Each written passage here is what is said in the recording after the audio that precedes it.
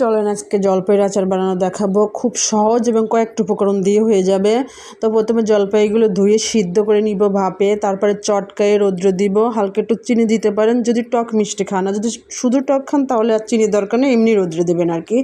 তারপরে একটা মশলা বানাবো, পাঁচফোড়নের সাথে কয়েকটা মরিচ আর তেজপাতা টেলে গুঁড়া করে নিব। তারপরে একটা কড়াইয়ের ভিতরে কয়েকটা রসুনের কোয়া তো ইচ্ছা মতন যতগুলো দিতে পারেন। তারপর ওর উপরে কয়েকটা মরিচ দিব, দিলে সরিষার তেল দিব। দেওয়ার পরে সরিষার তেলটা গেজা গেজা হয়ে উঠলে তারপরে ওই যে শুকনা যে জলপাইগুলো একটু হালকা শুকাইছে ওগুলো দিয়ে দেবো। দিলে পরে কত লাড়াচাড়া করে তারপরে ওর ভিতরে গুঁড়া মশলা দিলেই আচার হয়ে যাবে।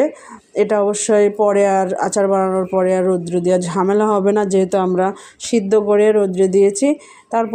পরে রৌদ্রে দিলে হবে। আর রসুন কিংবা সরিষার তেল আচারের ক্ষেত্রে পরবর্তীতেও দেওয়া যায়, এটা নিয়ে কোনো ঝামেলা নেই। তো এটা হলো একবার সোজা আচার বানানো, অনেক সোজা। তো সবাই ট্রাই করবেন। আল্লাহ হাফেজ।